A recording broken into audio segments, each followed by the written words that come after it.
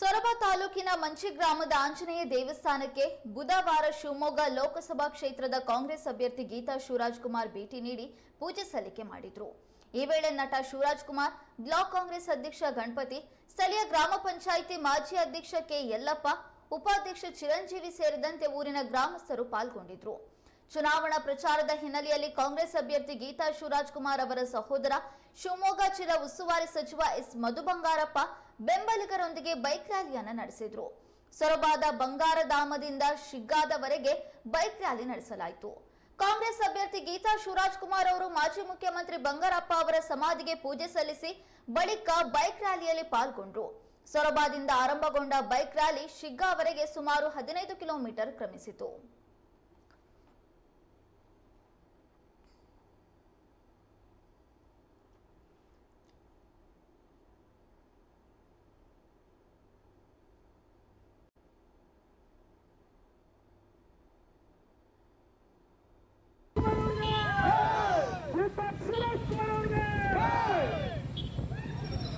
Doctor Shivraj Kumar ಅವರಿಗೆ ಶಿವರಾಜ್ ಕುಮಾರ್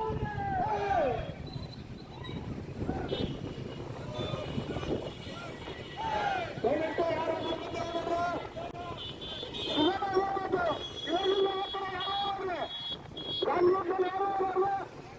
ದಯವಿಟ್ಟು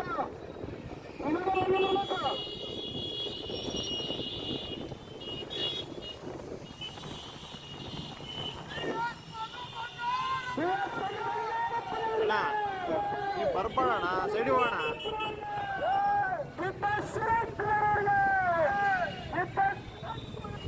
ಕಾರ್ಯಕರ್ತ ಬಂಧುಗಳಿರುವಂತೆ ನಿಧಾನವಾಗಿ ಹಿಂದೆ ಬರಬೇಕಾಗಿರುವಂತೆ ನಮ್ಮ ನಿಮ್ಮೆಲ್ಲರ ನೆಚ್ಚಿನ ನಾಯಕರಾಗಿರ್ತಕ್ಕಂಥ ಮಧುಮಂಗಾರಪ್ಪನವರು ಬೈಕ್ ರ್ಯಾಲಿಯನ್ನು ನಡೆಸಿದ್ದಾರೆ. ಅವರ ಹಿಂದಿನ ಲೈನಾಗಿ ಬರಬೇಕಾಗಿರುವಂತೆ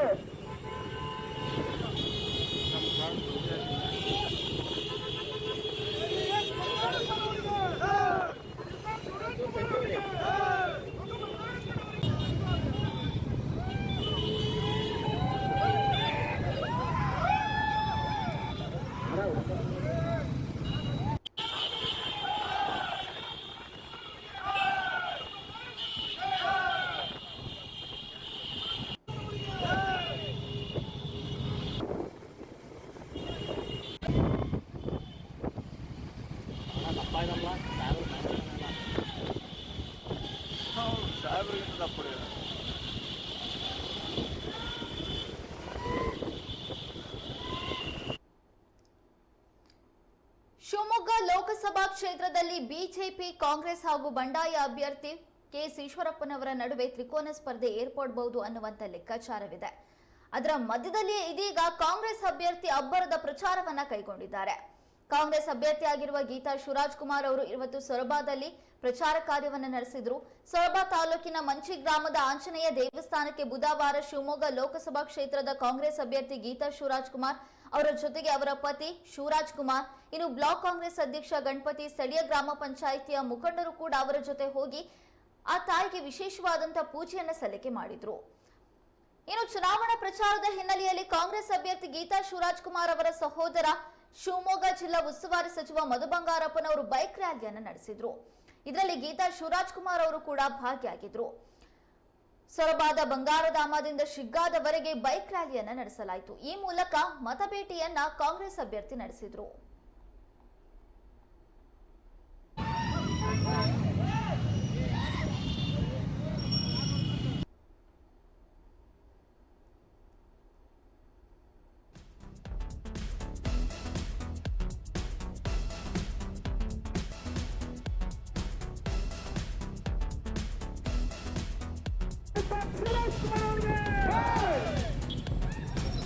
ಡಾಕ್ಟರ್ ಶಿವರಾಜ್ ಕುಮಾರ್ ಅವರಿಗೆ ಶಿವರಾಜ್ ಕುಮಾರ್